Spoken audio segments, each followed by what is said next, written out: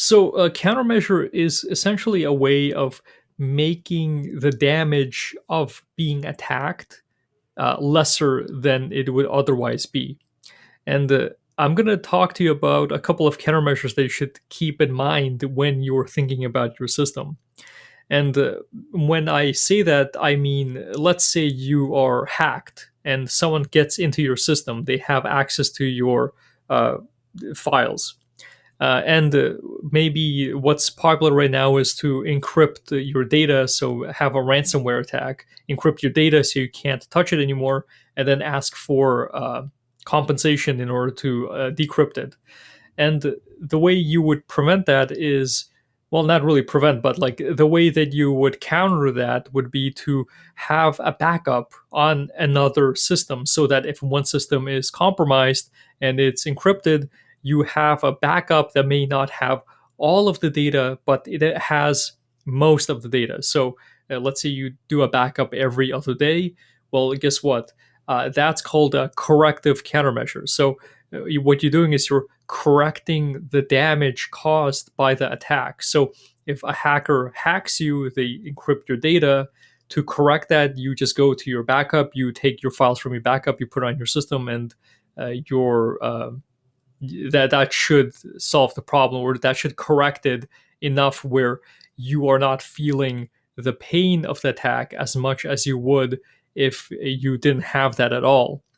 Another thing that you should keep in mind is being able to detect breaches into your system. So it's really obvious if someone encrypts all your data, but if someone hacks into your system and they're just sitting there and watching you or watching your system continuously, you really want a way of detecting that behavior. So, detecting whether or not your computer is making if your computer is making calls to a certain server, if your computer is doing something that it shouldn't do, and if you can detect spyware, for example, on your computer, you are more likely to prevent the damage caused by hack than if you didn't have those detective measures. So keep in mind that you need corrective countermeasures and detective countermeasures to make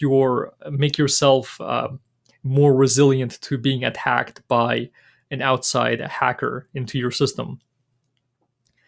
Now, that being said, you also have to keep in mind that uh, you also need to have a way of making the hacker feel like they are spending more resources than they can actually afford. So, for example, given unlimited amount of time, given unlimited amount of resources, there is no system on Earth which is secure in theory, because your account, for example, on Google or your account on Facebook, anyone can hack that if they have an unlimited amount of time, because all this is essentially a username and a password. So if someone can guess the username and password, they can log into your account and do whatever they want. Now, the reason why people don't do that is because it takes a very long time to do a network brute force attack on a specific account, and also also on the system's part, on Google's or Facebook's part, they also prevent. They have countermeasures in place where if someone's trying to log into the same account over and over again, they eventually lock them out. So, ignoring that for now, the countermeasure just on the face value of it, on the face value of just having a Facebook account, and you having your Facebook account have a strong password.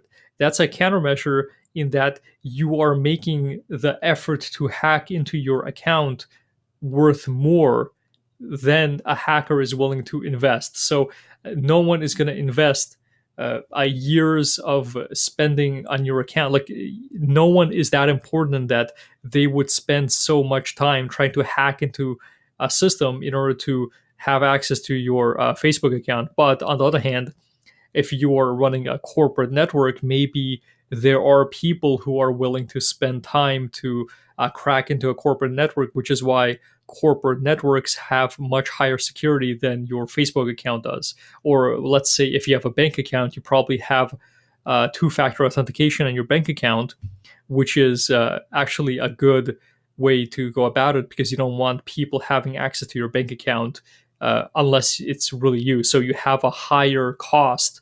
So, or should I say, the attacker has to pay a higher cost in order to actually get into your system. You're deterring people from attacking you by making you cost more, not more money, but like you're making yourself cost more resources to infiltrate. And finally, preventative measures are just ways of preventing your system from being compromised. So don't have ports that you don't need to have exposed. Simply have standard security practices. These are all preventative measures. They're just preventing the attack from happening in the first place.